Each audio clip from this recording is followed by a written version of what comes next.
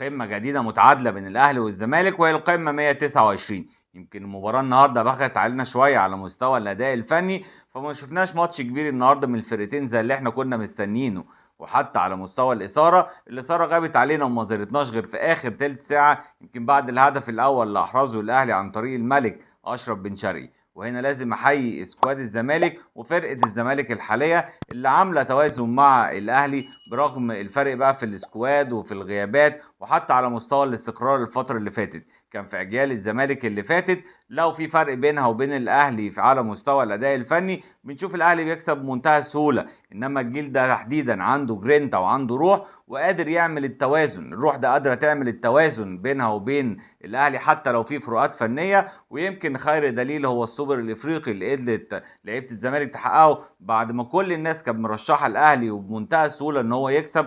قدر نادي الزمالك ان هو يحقق السوبر الافريقي على حساب النادي الاهلي. والنهارده بنشوف برضو لعيبه الزمالك رغم ان كل المؤشرات كانت رايحه لصالح النادي الاهلي بيأدوا ماتش كبير النهارده، بيقدروا ان هم يخرجوا بالتعادل 1-1. الحقيقه برغم سيطره الاهلي النهارده على معظم لحظات اللقاء، ولكن في النهايه كانت سيطره سلبيه، سيطره بدون اي خطوره على مرمى نادي الزمالك.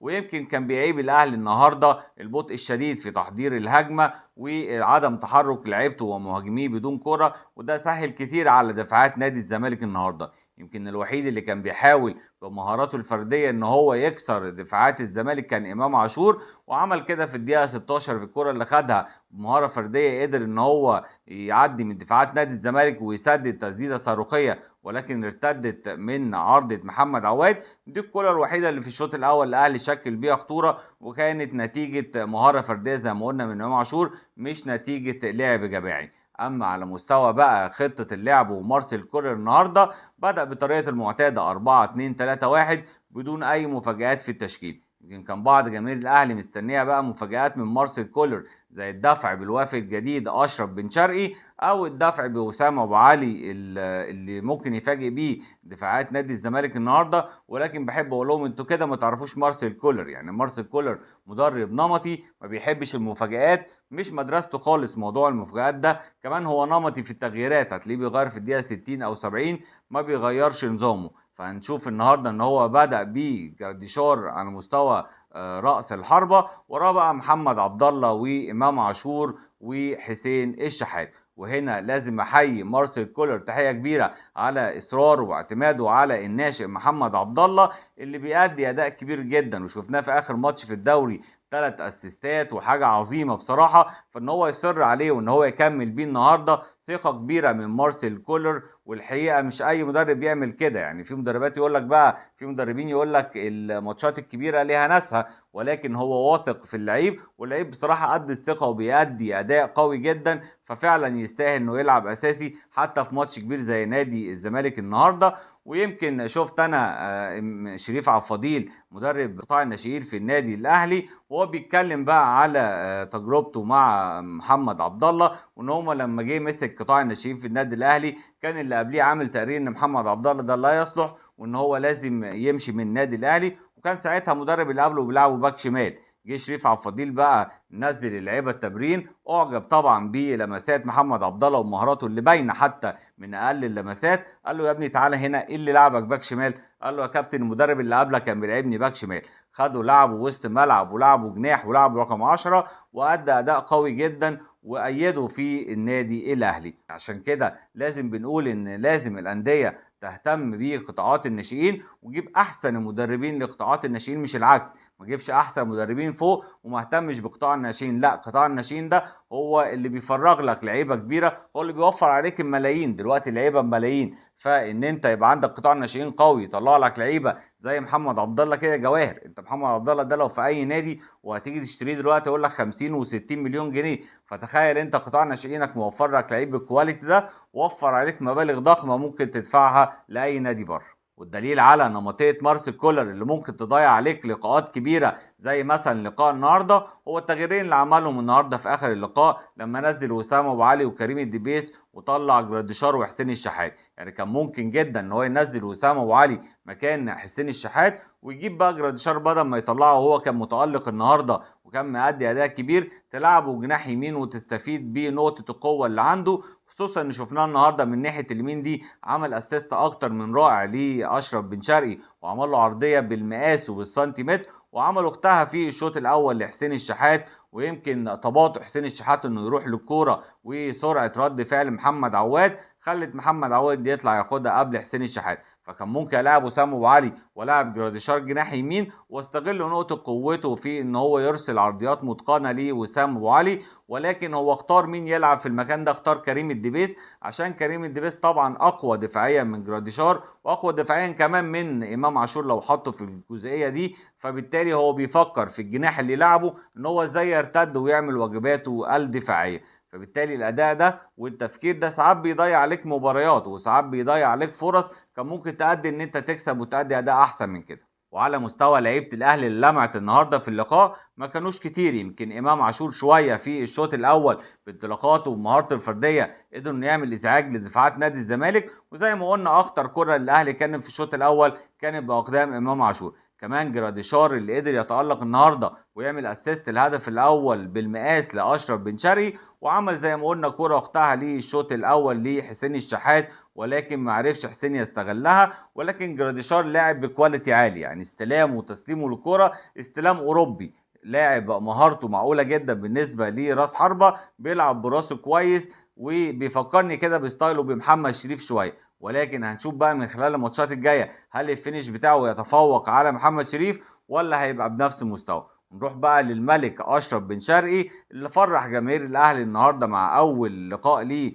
مع الفريق واول بصمه ليه النهارده في الهدف الاول، وهدف صعب يعني مش اي حد يجيبه، لازم لاعب بخبره ومهاره اشرف بن شرقي، لان الكوره مستواها كان مش عالي، فان هو ما يروحلهاش برجله ويروح لها بهده ويحطها متقنه كده في الجون مش اي لاعب يعملها. والنهارده اشرف بن شرقي زي ما بيفرح جماهير الاهلي فبيسجل كمان مجد شخصي ليه وهو الهدف المية في مسيرته، بدايه موفقه. وهنشوف بقى اشرف بن شرقي هل هيقدر يضيف للنادي الاهلي زي ما اضاف لنادي الزمالك كتير، ده اللي هتثبته لنا الايام الجايه. اما عن حسين الشحات فخذل جماهير الاهلي النهارده وما كانش تقريبا موجود في اللقاء، دايما جماهير الاهلي بتستنى من حسين الشحات انه يتالق وخصوصا في ماتشات الزمالك، ولكن على عكس المتوقع حسين الشحات ما كانش موجود النهارده في اللقاء، واظن ان تغيير مارسيل كولر ليه اتاخر كتير.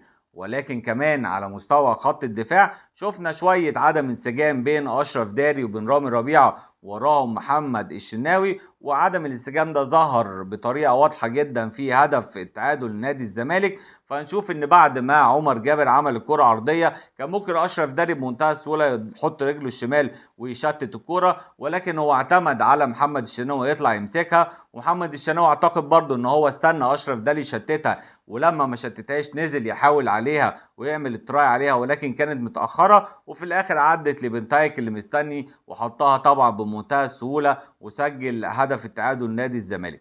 اظن ان الانسجام ده هيجي مع الوقت لان اشرف داري لعيب كبير ولعيب عنده خبرات كبيره وبيلعب في منتخب المغرب الاول، فاظن ان بعد انسجامه مع رامي ربيعه ومع محمد الشناوي هيشكل خط دفاع قوي لصالح النادي الاهلي. اما عن الزمالك ومدربهم الجديد بيسيرو مدرب كبير وعنده خبرات كبيره وقدر يفاجئ النهارده لعيبه الاهلي ويفاجئ مارسيل كولر بطريقه لعب جديده لنادي الزمالك وهي 3-4-3، الطريقه اللي كانت بتحول في الشق الدفاعي ل 5-3-1-1، فبالتالي قفل كل المساحات على خط وسط ومهاجمي النادي الاهلي ومنعهم من صناعه اللعب، واثر لعيبه النادي الاهلي ان هم عاجزين ان هم يخترقوا دفاعات نادي الزمالك او يخلقوا فرص كتير على دفاعات نادي الزمالك. والحقيقه مش دي بس الحاجه الوحيده اللي بيصيروا فاجئ بيها كولر ولعيبه النادي الاهلي، لا فاجئهم كمان بالدفع بالوافد الجديد المدافع المغربي صلاح مصدق في اول ماتش ليه مع نادي الزمالك النهارده في ديربي الاهلي والزمالك،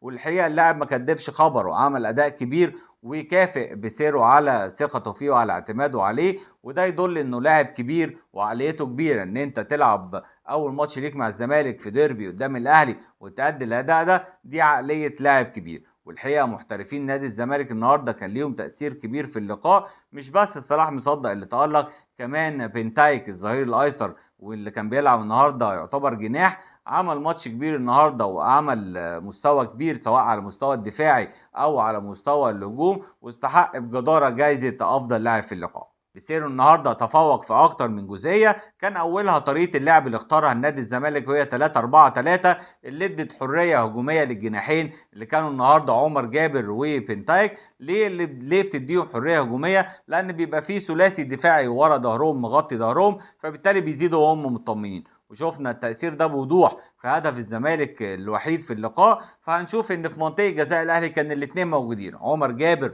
وبنتايج، واحد بيعمل الاسيست اللي هو عمر جابر والتاني بيحرز الهدف اللي هو بنتايج. والحقيقه مش بس طريقه اللعب اللي تفوق فيها بيسيرو النهارده، ولكن تغييراته كمان كانت مؤثره جدا. يعني لو شفنا الهجوم الزمالك قبل التغييرات حاجه وبعد التغييرات حاجه تانية خالص. يعني قبل التغييرات الجزيري كان معزول لوحده قدام، مفيش كرات بتوصل له. كمان يمكن زيزو اتحرك شويه، ولكن الكي باسز بقى والتمريرات السحريه والعرضيات الخطيره اللي معروفه عن زيزو ما كانش بيعملها. حتى الفرص اللي كان بيجيله ضيعها، وكان ابرزها الرأسية الخطيرة اللي كانت في الدقيقة 76 وكانت تقريبا في الست عرضة للنادي الاهلي، ولكن حطها في ايد محمد الشناوي. كمان عبد الله سعيد لما كان بيلعب فيه الثلاثي الامامي ما كانش ليه خطوره وما كانش باين واداؤه مش واضح، بعكس لما رجع بعد التغييرات ليه منطقه وسط الملعب.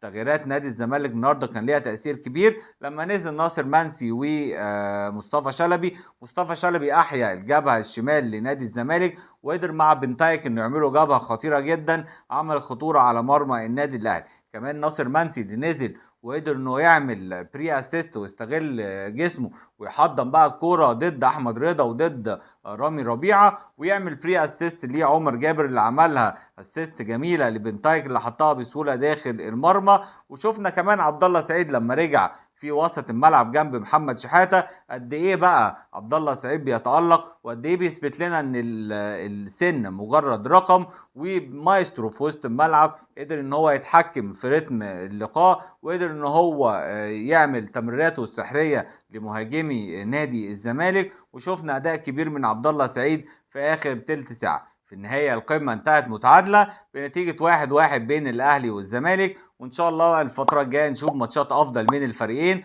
وبكده يبقى حلقتنا انتهت وتحليلنا للقاء القمة بين الأهلي والزمالك انتهى. أتمنى إن شاء الله تكون الحلقة عجبتكم. أشوفكم على ألف خير، والسلام عليكم ورحمة الله وبركاته.